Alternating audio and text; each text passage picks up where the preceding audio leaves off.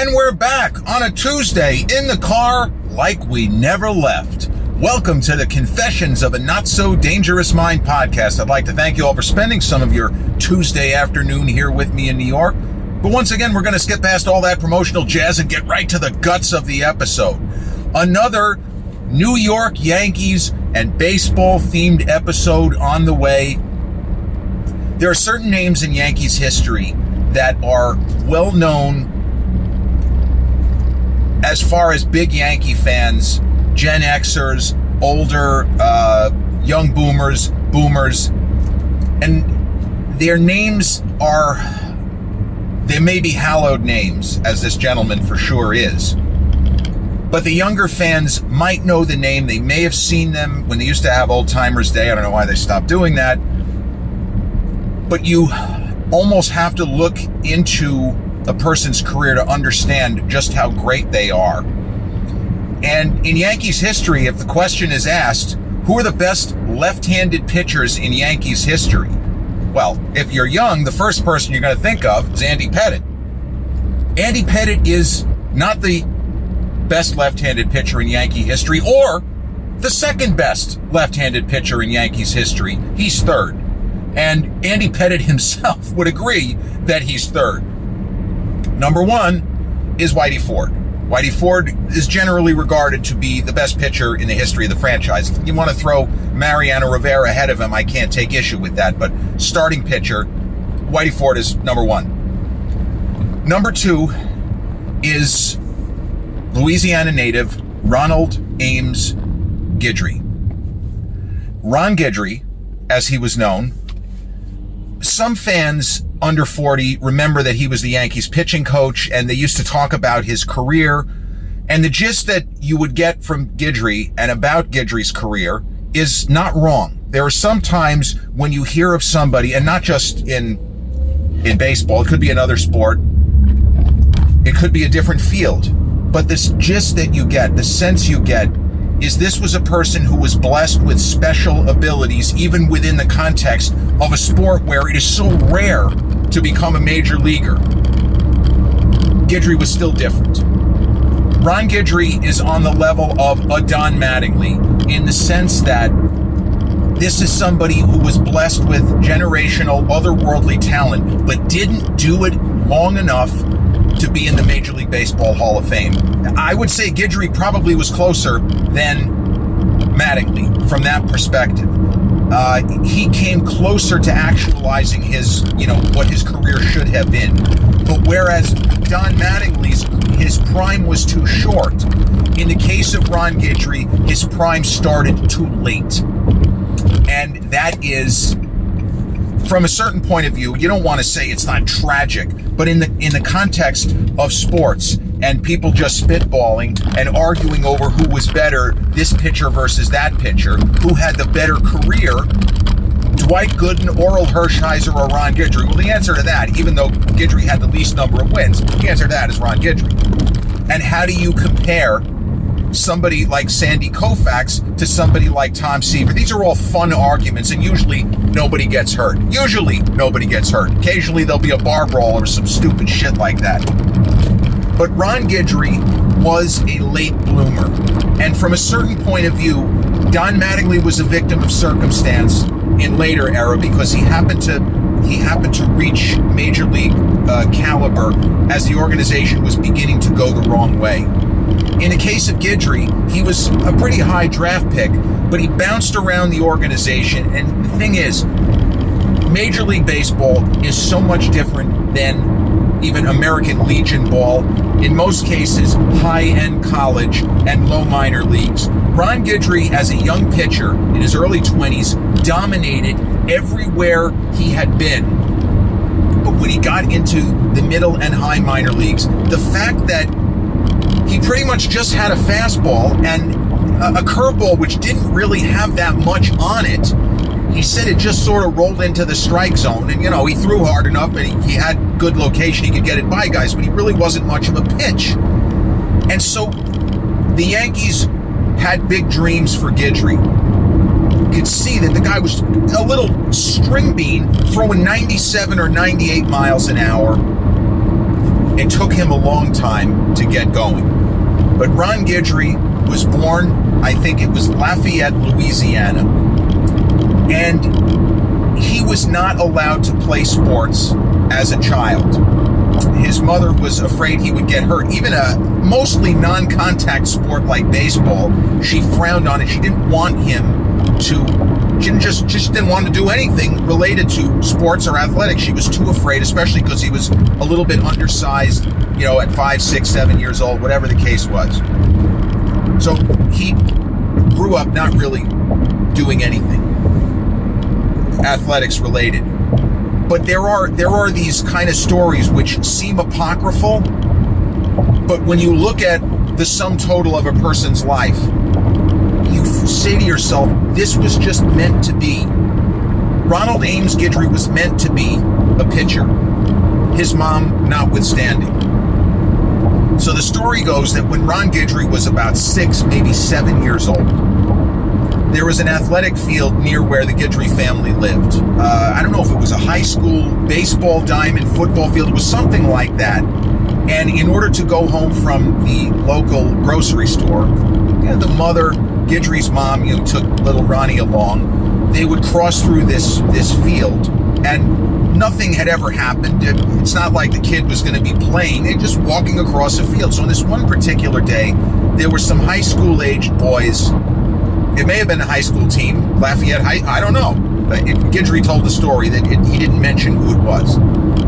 So there were these kids practicing, playing a mock game, whatever they're doing, and one of the bigger kids hits what amounts to like a 300-foot, he hits a long fly ball, and it goes way over everybody's head, the heads of the fielders, and it lands a couple of feet from little 65 or 70 pound, maybe he's 7 years old, Ron Guidry.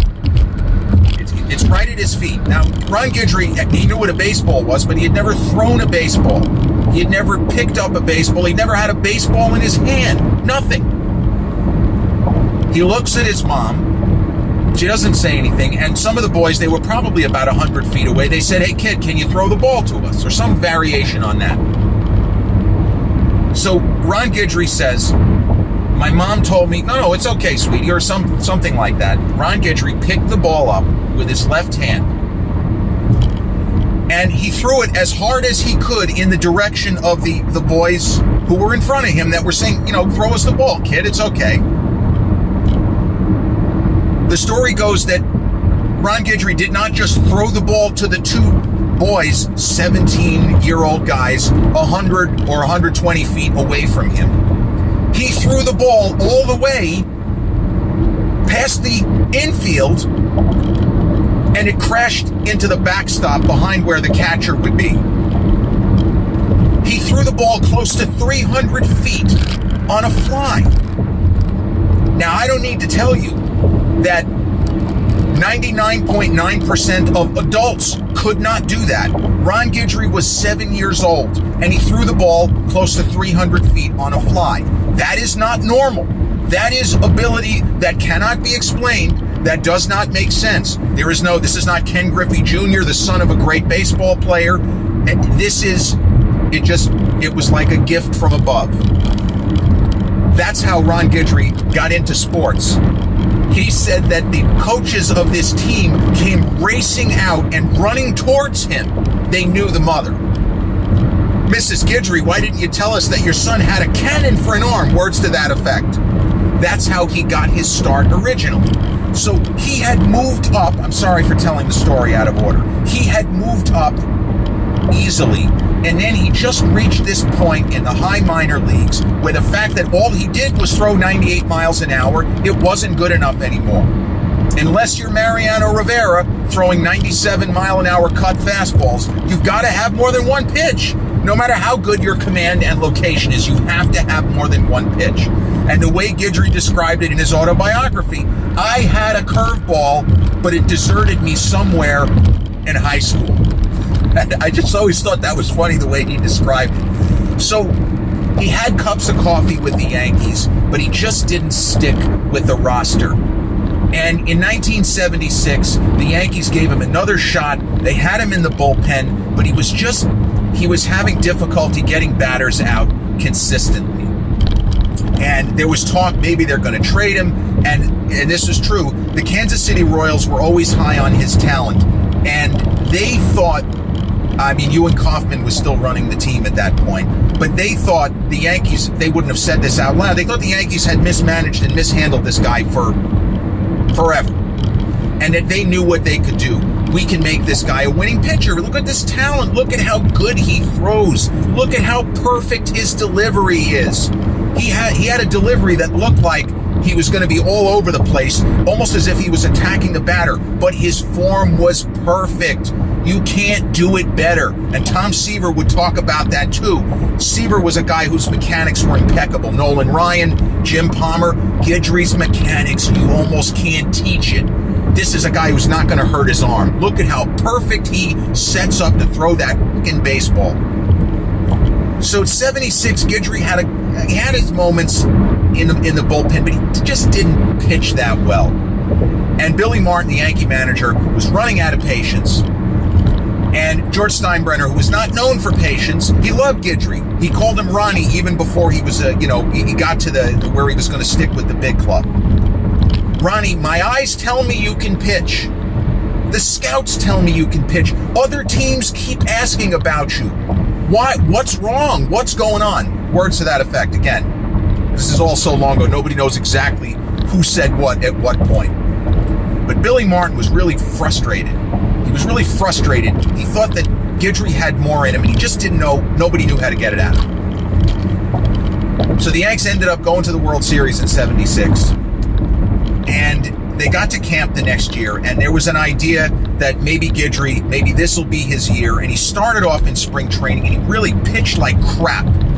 But he was injured. He had an injury. I think that he had a strained calf, and he had the flu. He wasn't feeling well. They threw him out there, and he got beat up a couple of times that he pitched. And Billy Martin supposedly said to him, if there's anyone in this fucking league, yeah, you, Guidry, I'm talking to you. If there's any batter in this league that you think you can get out, just tell me who he is, and I promise I'll let you face him. And Guidry didn't say anything. That's not cool. But that's the level of frustration that Martin and the Yankees organization felt.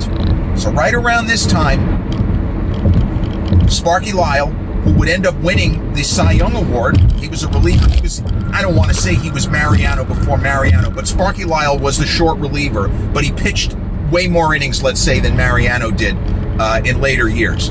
But Sparky Lyle ended up having this incredible Cy Young winning season in 77. And the Yanks had Thurman Munson, who I think he won the MVP in 76. Munson was kind of, unfortunately, his prime was probably already over by 77, but Munson was a terrific catcher, and he also believed in Guidry's talent. Well, Sparky Lyle taught Ron Guidry how to throw a slider, but how to throw a slider the way Sparky threw it. Because Guidry had fooled around with different breaking balls. He just couldn't get any of them to work with consistency. So Lyle taught him there was a way to move with his leg and to tuck his arm in a certain fashion, and he said you get an extra tug at the end of the release, and the ball will dive. You throw a lot harder than me, kid. The ball will dive, and if you have the command that I think you do, you're going to be throwing a 90-mile-an-hour slider. Let's fucking go. So Guidry didn't pitch that well in the spring, but they kept him with the big club, and this is something that's true. This is not an apocryphal story. The Royals saw enough in that spring where they were now desperate to get Guidry. They knew that Guidry was a star in the making. It was going to happen. They offered a terrific player, somebody who had been an MVP candidate, or would be an MVP candidate, in Al Cowens, straight up for Ron Guidry. And Steinbrenner wanted to do it. Billy Martin would have said, get this guy out of here. I'm tired of looking at him. Nice enough kid, but get him out of here. But Gabe Paul, the Yankee general manager, said, George, Guidry is going to have the career that you've been waiting for. He's almost there. I'm telling you, if we trade him, you better not ever Blame me. Let it be said. I am telling you this will be the worst move you ever make as principal owner of the Yankees. Don't even think about making this fucking trade. Steinbrenner, who, as we know, was prone to making rash, poorly thought out decisions. He loved Gabe Paul. He listened to him. He respected him. And Al Rosen was another guy who didn't want them to trade Guidry. Steinbrenner, there were people, even in that era, that he listened to. Don't trade this guy. So what ended up happening was early in the season, the Yankees had a couple of injuries. And sometimes opportunity knocks when you least expect it. And even a hard-ass kind of a guy like Billy Martin is not going to just say, well, this kid sucks, I'm not going to pitch him. They ran out of pitchers. And Guidry, nowadays when a pitcher has been out of the bullpen, you don't just throw him out there and expect him to go 7-8 innings. Back then, they just didn't give a shit back then. Nobody fucking cared. So Guidry, who was not stretched out, he was a reliever. He's throwing 1, maybe 2 innings. That's what he's geared for. He gets forced into a spot start because of a couple of injuries in the rotation, and everything clicked. Ron Guidry suddenly showed what he could be at turning 27, and he ended up winning 16 games that year and was actually a Cy Young contender. I think he finished 6th or 7th, even though he didn't start the season in the Yankees starting rotation. He ended up winning 1 game each in the postseason. There was only the 1 layer of playoffs. In the LCS versus Kansas City, he won a game, and then he won a game against, obviously, a very tough Dodgers team in the World Series. That was the World Series. Reggie Jackson went nuts with 3 homers in Game 6. So Guidry, in his autobiography, which I highly recommend, written by Peter Golenbach, who was a bit of a Dodgers expert himself, but he co-wrote with Sparky Lyle his famous autobio, The Bronx Zoo, which is of the 78 season of the Yankees, and Guidry's autobiography, which was really a fun read, really terrific. But Guidry talked about, now we won a World Series, and he comes to camp in 1978, and he pitches like shit. He said, I'm terrible. I can't get anybody out. But now nobody cares because I had won 16 games the previous year. I was tough in the playoffs. We won a World Series, and now they're just waiting for it to click. And it did. So Ron Guidry in 1978, that magical year, the 3rd greatest year in Yankees history, well, 4th. 1927, 1961, 1998 have to be the top 3. Certainly the 3 best teams in Yankees history. But 1978, I have argued, and I will go down on this hill, it is the franchise's finest hour.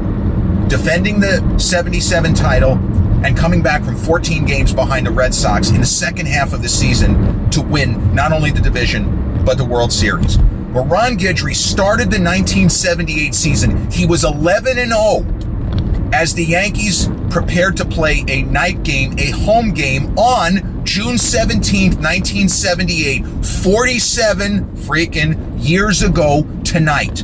47 years ago tonight, 11-0 with about a 1.5 ERA. And remember, you still had the DH in the American League and no DH in the National League.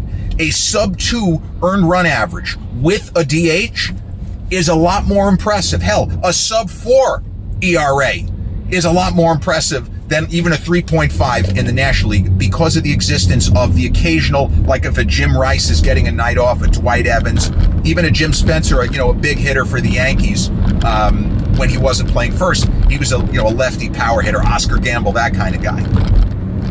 So Guidry was 11-0, lighting it up and showing everybody this is... The kid's throwing 98 miles an hour with a 91 slider that drops off the table just as it approaches the hitting zone. How do you even teach somebody how to do that? Sparky Lyle, the greatest teacher who never became a pitching coach, at least not to my knowledge. I don't think he ever was a pitching coach, but he helped Guidry. So Ron Guidry, on the night of June 17, 1978, broke the American League record for most strikeouts in a game by a left-handed pitcher. He struck out 18. And in the other dugout, across the way in the Bronx, this is the OG ballpark, the house that Ruth built. It had the remodel, had been finished, the renovation, retrofit. This was the third year of the new stadium. What they called it the new stadium, it wasn't a new stadium. It was the old stadium with, a fresh coat of paint times 1,000 would be how I would describe it. So Nolan Ryan, across the way in the other dugout was talked about this, because Ryan was somebody who appreciated, they're trying to win a game, but he loved Guidry, and he appreciated the fact that this small-looking dude is throwing almost as hard as me. And Nolan Ryan, along with the great Tom Seaver, had both struck out 19 batters in a game in the National League. And Ron Guidry had 14 strikeouts through 6 innings. And he had 16 through 8. So he slowed down a little bit. He only had 1 strikeout each in the 7th and 8th innings. But as Nolan Ryan watched, Guidry had given up 4 hits, by the way. Guidry struck out the first 2 batters in the 9th inning to get to 18. So 1 more, and he was still throwing seeds. You look at the videos from that game, the guy is throwing absolute missiles up there. And you look at him, he's so slender. How is he throwing so hard? That night, he looked like a left-handed Pedro Martinez, because Pedro was another guy who had, unfortunately for Pedro, despite having such great mechanics, the original word on Pedro, why the Dodgers traded him, we see the talent. There's no way he's going to be a successful starter. He's just going to get hurt. He's just going to get hurt. That ended up being true, but Pedro still had enough huge seasons to justify, you shouldn't have traded him, bro. Not a great move. It was Delino to Shields. It was just a terrible trade. But Guidry, the amount of power that he generated from that frame, and he had long arms. That was another thing. He just whipped that ball in there at 97, 98 consistently. He's still throwing 98 in the 9th inning. So he didn't strike out the last batter. I think he actually had a hit.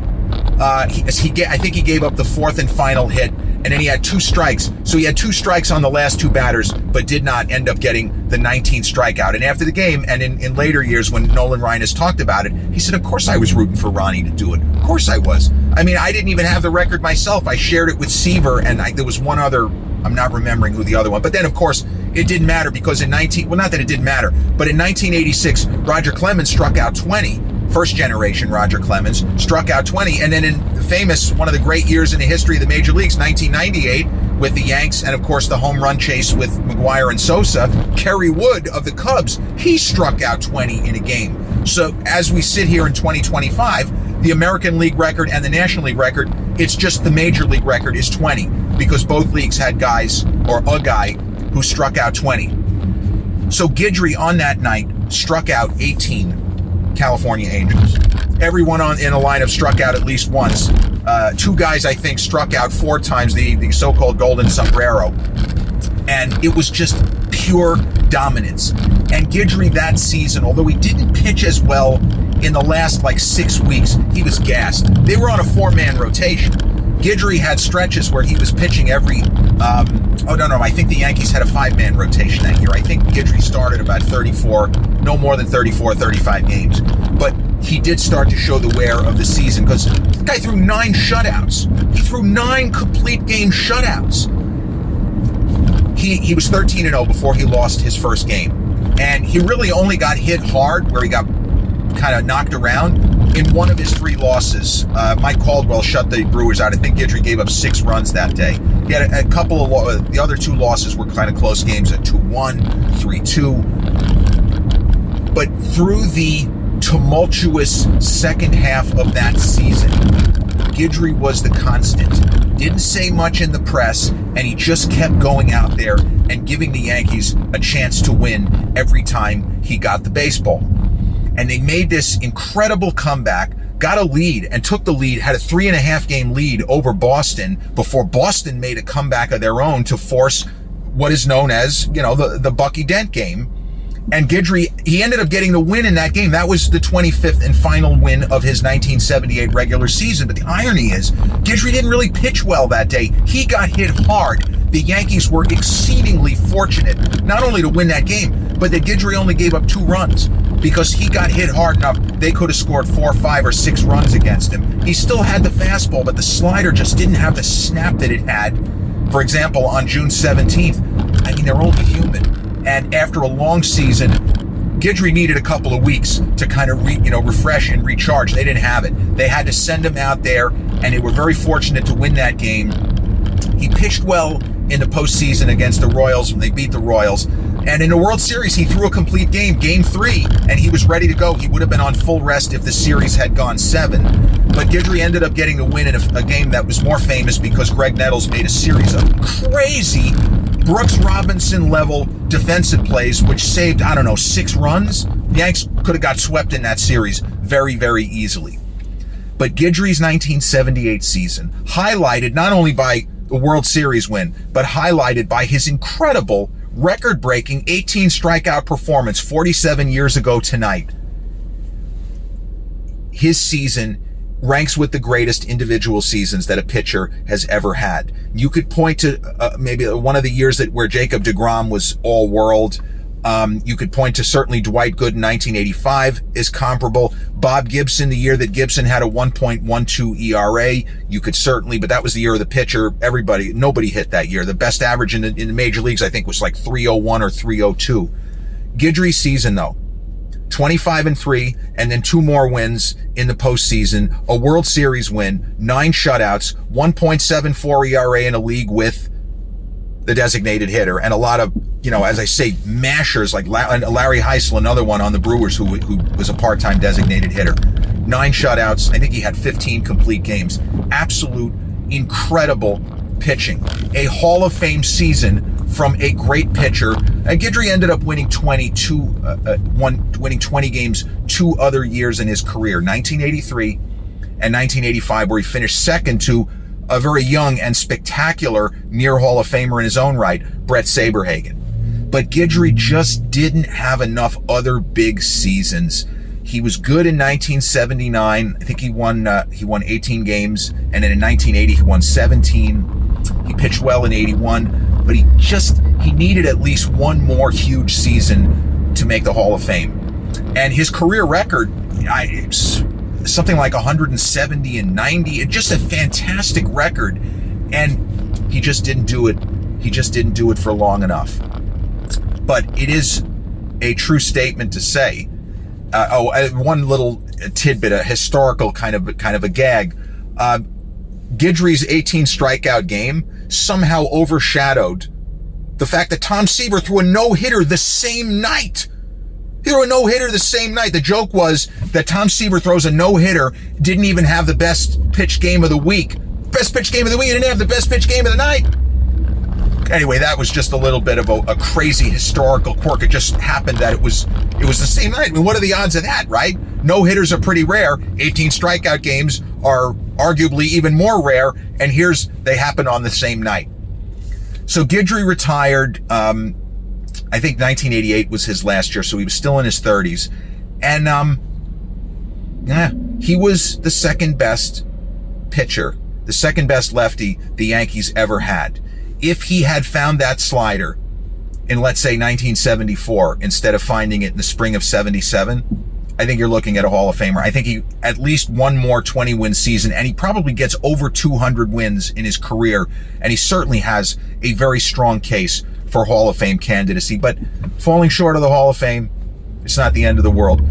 Yankee fans of a certain age remember just how dominant that guy was at his peak, and how even as the Yankees were struggling, and what Bill White, the Yankee broadcaster and a great player in his own right, what he said early in that season, almost every day seemed to bring a piece of bad news, except every 5th day when Ron Guidry took the mound. 47 years ago tonight, Ron Guidry's 18 strikeout masterpiece. This has been episode 568 of the Confessions of a Not So Dangerous Mind podcast. I'd like to thank you all so much for spending some of your Tuesday afternoon here with me in New York. If you check out this episode on the YouTube channel, haven't done so already, please click like, subscribe, comment, share, turn on those notifications. Or if you catch this episode on the audio platforms such as Podbean, Spotify, iTunes, or the others in which we're hosted, same general rule applies. Click like, subscribe, share, and turn on those notifications. I'll be back with a new episode real soon. Till then, peace.